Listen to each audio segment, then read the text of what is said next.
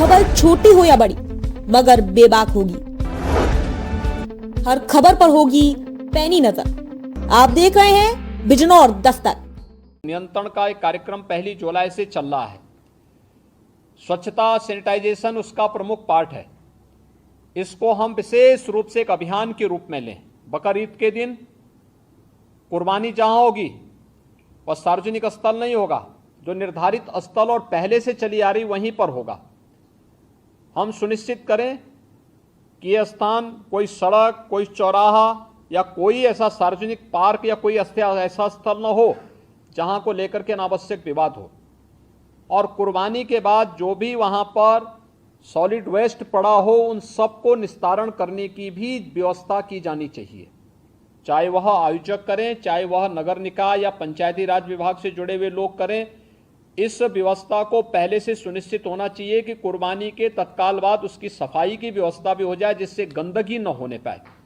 और वह जो सॉलिड वेस्ट आप डालेंगे वह एक ऐसी जगह रखना चाहिए जहां बस्ती से दूर हो, नहीं तो बहुत तेज बदबू करेगा। उसके बाद तमाम प्रकार की बीमारियां और अन्य संक्रामक बीमारियां वहां पर होने के खतरे होते हैं। इन चीज़ों को सुनिश्चित करेंगे। उसको पानी में बहाएंगे भी नहीं, ये भी सुनिश्चित करेंगे। जल जमाव न हो कहीं भी नगरीय क्षेत्र में, चाहे वह बकरीद से जुड़े हुए आयोजन हो, कावड़ यात्रा से जुड़े हुए हो, नाग पंचमी के कार्यक्रम हो, या फिर श्रावण पूर्णिमा के या सावन जो मेला लगता है अयोध्या में, कहीं भी जल जमाव न हो। इस बात को भी हमें ध्यान में रखना होगा। शुद्ध पेयजल की आपूर्ति के लिए भी विशेष व्यवस्था देखनी पड़ेगी। हम लोग लगातार देख रहे हैं, लगातार न्यूज़पेपर में, अन्य जगहों पर हम लोग इस बात को देखते हैं कि शुद्ध पेयजल की आपूर्ति नहीं हो रही है। हो सकता है बरसात के कारण कहीं कोई समस्या आ रही हो, वहां पर हम लोगों में एक अवेयरनेस तो पैदा कर ही सकते हैं कि अगर पानी इस प्रकार का है तो वह पानी को गर्म करके छानने के बाद तब उसका सेवन करें। हम उनको उनके भरोसे न छोड़ें। बच्चे बीमार हो सकते हैं, कोई अन्य समस्या खड़ी हो सकती है, उस पर हम ध्यान दें। स्ट्रीट लाइट की व्यवस्था बरसात के समय में वैसे भी इसके बारे में हमें अलर्ट रहना पड़ेगा। नगर निकायों को भी जहां जहां ये आयोजन हो और कावड़ यात्रा से जुड़े हुए जितने भी रूट हों वहां पर भी स्ट्रीट लाइट की व्यवस्था ठीक हो। सुरक्षा के प्रति अत्यंत सतर्क रहना पड़ेगा। पेट्रोलिंग बढ़ाना पड़ेगा। सोशल मीडिया पे नजर रखनी पड़ेगी। और कोई भी व्यक्ति भड़काऊ बयान देता है या कोई भी ऐसी बयानबाजी करता है जो सुरक्षा के लिए या किसी समुदाय की भावनाओं को आहत करके उसे भड़काने की कार्रवाई कर रहा है, तो हमें कार्रवाई करने से हिचकना नहीं चाहिए और बहुत सख्त कार्रवाई उन स्थितियों में हमें करनी चाहिए। दूसरा, विद्युत विभाग से जुड़ा हुआ है, जिसमें विद्युत की आपूर्ति अनवरत बने। जर्जर पोल और तार को पहले से हम रिप्लेस कर लें, उसका मरम्मत आदि का काम कर लें, जो भी हमें करना हो उसको हम कर लें। सड़कों की मरम्मत सुनिश्चित कर लें। ये ग्रामीण हो, शहरी क्षेत्र की सड़कें हो, जिन सभी संबंधित विभागों से हो, जिलाधिकारी और मंडलायुक्तगण इन सब की समीक्षा जनपद स्तर पर सुनिश्चित कर लें कि कहीं भी और जवाबदेही के साथ करवाएं। जल जमाव न हो, गंदगी न हो, सड़कों में गड्ढे न हो, इन बातों को हम सुनिश्चित करें। मीट मछली कावड़ यात्रा की रूट पर न हो, अच्छा होगा। अनावश्यक उसके कारण उत्तेजना पैदा हो सकती है, या उस रूट पर कोई ऐसा कार्य न होने पाए, क्योंकि कभी कभी लोग शरारतन कर देते हैं कि उस रूट पर ही किसी प्रतिबंधित पशु को मार करके फेंक देते हैं, जिससे वे लोग उत्तेजित हो सकें। क्योंकि जो शरारती तत्व हैं वो हर प्रकार का संभव प्रयास करेंगे, हमें उसके प्रति सतर्कता बरतनी चाहिए। ऐसे ही वह जो कार्यक्रम जो भी हो परंपरागत तरीके से हो, कुर्बानी प्रतिबंधित स्थलों पर न हो, या कावड़ यात्रा भी परंपरागत रूट से ही जाए। परंपरागत रूट से हटकर जाने की परमिशन हम कतई न दें, और पहले से हम उन सब के साथ संवाद बना लें कि जबरदस्ती जो रूट नहीं है उस रूट पर जाने का कोई भी प्रयास न करें। इन बातों को हम सुनिश्चित करेंगे हर जनपद में, और जहां पर इन सभी कार्यक्रमों के लिए हो विशेष कंट्रोल रूम की स्थापना करके निश्चित उसकी वहां पर नियमित समीक्षा भी की जानी चाहिए। पीस कमेटी की बैठक के बारे में मैंने पहले कहा, यातायात प्रबंधन के बारे में भी जहां आवश्यक हो वहां पर हमें लोकल स्तर पर उसकी व्यवस्था सुनिश्चित करनी चाहिए। अंतर जनपदीय समन्वय के साथ ही अंतर्राज्यीय समन्वय को भी हम प्राथमिकता दें। खासतौर पर पश्चिमी उत्तर प्रदेश में गाजियाबाद से हरिद्वार के बीच में जो कावड़ यात्रा चलेगी, इस कावड़ यात्रा के रूट में अगर आप देखेंगे तो दिल्ली से, पंजाब से, हरियाणा से, राजस्थान से और भी अन्य स्थलों से काफ़ी बड़ी संख्या में कावड़ यात्री आते हैं। अच्छा होगा उन राज्यों के साथ हम पहले से संवाद बना लें, संवाद बना करके उनको राज्य सरकार के द्वारा क्या क्या नियम बनाए गए हैं उसके पालन के बारे में उनको बता दें। दूसरा, जो मैंने पहले भी कहा स्वास्थ्य विभाग में कि जो लोग कोविड से इन्फेक्ट हुए थे सेकेंड वेव के दौरान, वह लोग बहुत लंबा पैदल चलने का प्रयास न करें, अनावश्यक रूप से उनके जीवन के साथ खिलवाड़ हो जाएगा। तो भी रहे और किसी भी प्रकार की कोई लापरवाही उन स्थलों पर न हो, इन बातों को हम ध्यान में रखेंगे।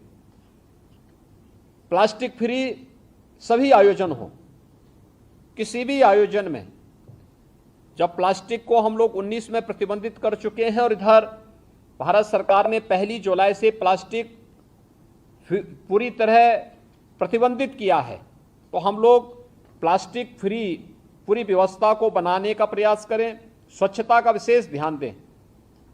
कावड़ महिला और पुरुषों के लिए अलग अलग टॉयलेट हों, पर्याप्त मात्रा में जल की आपूर्ति वहां पर होती रहे, ये भी हम इसको देखें। और सतर्कता के लिए सेक्टर स्कीम अभी से हम लागू कर सकेंगे तो ये अच्छा होगा।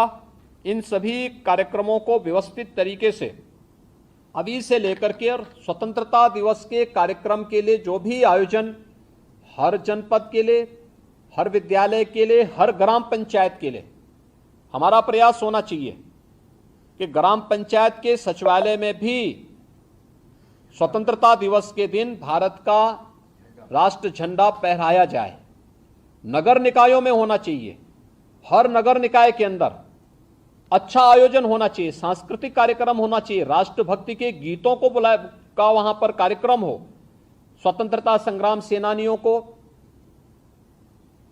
दूसरा, शहीद परिवारों के लोगों को, रिटायर्ड जो आर्मी से जुड़े हुए जितने भी रिटायर्ड पर्सन हैं, इन सबको बुला करके उनका सम्मान हो। शहीद परिवारों को, शहीद परिवार सेना से जुड़े हो सकते हैं, पैरामिलिट्री से जुड़े हो सकते हैं, पुलिस से जुड़े हो सकते हैं, आखिर उन्होंने भी तो सुरक्षा में योगदान दिया है।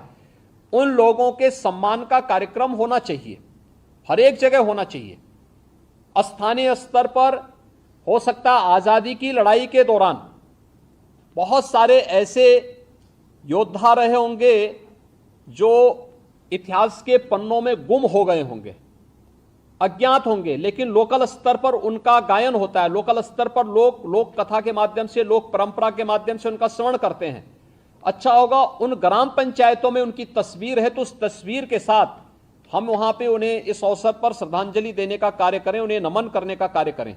तिरंगा हो, राष्ट्रगान, उन सभी गांवों में प्रयास हो कि ग्राम पंचायतें राष्ट्रगान उस अवसर पर वहां पर उसे आयोजित करें।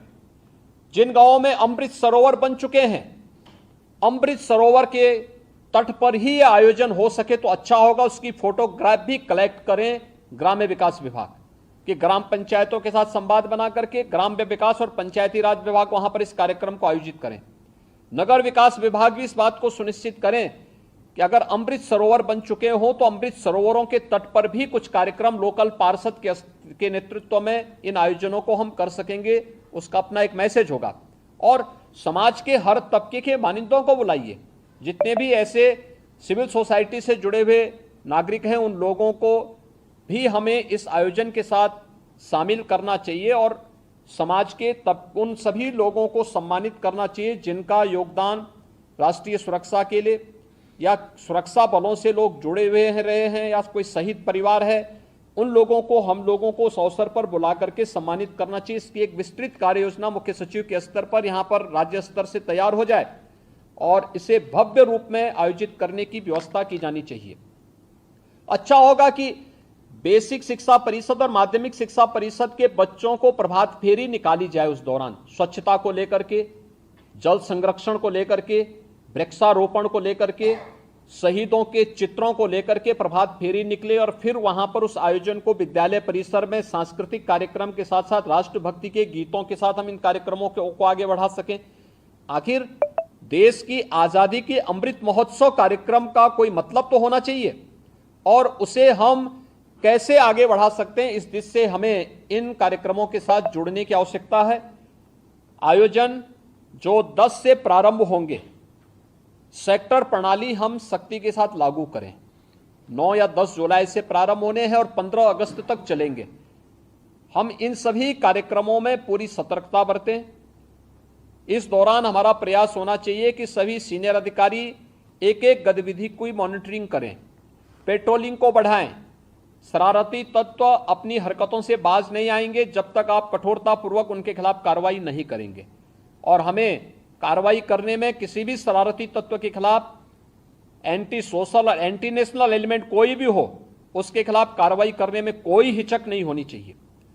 किसी शरीफ व्यक्ति को अनावश्यक रूप से कोई भी व्यक्ति प्रताड़ित न करने पाए, इन चीजों को भी हमें ध्यान में रखना होगा। लेकिन जो लोग सुरक्षा के लिए खतरा बने हुए हैं, उनके साथ किसी प्रकार का कोई रियायत बरतने की आवश्यकता भी नहीं है, और इसलिए सेक्टर प्रणाली तत्काल लागू करते हुए बकरीद के कार्यक्रम को सभी मुस्लिम धर्मगुरुओं के साथ संवाद बना करके बेहतरीन तरीके से, शानदार तरीके से स्वच्छता के मानकों का ध्यान रखते हुए जो पहले से ही व्यवस्था बनाई गई है कि किसी सार्वजनिक स्थल पर कोई भी ऐसे कार्यक्रम हम नहीं होने देंगे जो अनावश्यक ट्रैफिक को जाम करता हो। जो परंपरागत रूप से कार्यक्रम चलते रहे हैं उन सब उन्हें छोड़ करके, खासतौर पर जैसे कावड़ यात्रा निकलेगी या मुहर्रम के जुलूस निकलेंगे, अगर वे परंपरागत रूप हैं, हमारा प्रयास होना चाहिए कावड़ यात्रा हो या फिर मुहर्रम के जुलूस, अस्त्र शस्त्र कोई लेकर नहीं जाएगा। पहले से हम सुनिश्चित करेंगे, हम संवाद बनाएं। त्रिशूल लेकर के भी कावड़ यात्रा में कोई जाता है तो पहले से उसको जानकारी देनी होगी, उस व्यवस्था के साथ बताइएगा। लेकिन कोई नंगी तलवार लेकर के जाएगा, इसकी अनुमति मत दीजिए। छुरा लेकर के जाएगा, इसकी अनुमति मत दीजिए। एयरगन लेके जाएगा, इसकी अनुमति मत दीजिए।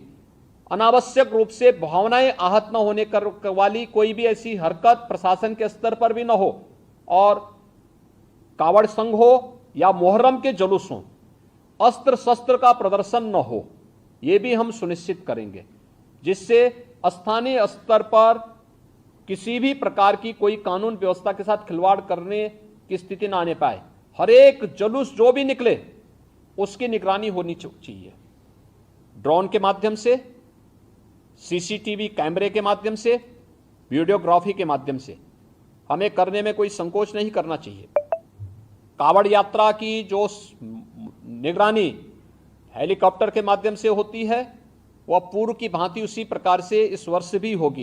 हमें उसकी समीक्षा भी करनी चाहिए, और जब भी उसकी आवश्यकता पड़ती है तो उसके अनुसार हम शासन से उसकी परमिशन लेकर के, शासन से उसकी व्यवस्था लेकर के वह भी सुनिश्चित करेंगे। डीजे एक निश्चित वॉल्यूम में ही बजना चाहिए, और संवाद बना करके हम इस बात को सुनिश्चित करेंगे। हम प्रतिबंधित नहीं करेंगे, लेकिन उसको संवाद बना करके एक निश्चित वॉल्यूम में बजाने की परमिशन देंगे, और उसमें केवल अगर कावड़ यात्री हैं तो कावड़ यात्री इस बात को सुनिश्चित करेंगे कि वे उसमें केवल भगवान शिव से जुड़े हुए भजन ही बजाएंगे। कोई ऐसा फिल्मी गाना नहीं बजाएंगे जिसके कारण अनावश्यक रूप से माहौल खराब होता हो और धार्मिक भावनाएं एक सामान्य भक्त की आहत होती हो। ये भी हमें कावड़ यात्रियों से पहले से ही संवाद बना करके उनसे आग्रह करना चाहिए। ऐसे ही मुहर्रम के जुलूस में भी वे लोग डीजे बजाएंगे, हम सुनिश्चित करें उसकी वॉल्यूम को कंट्रोल करें।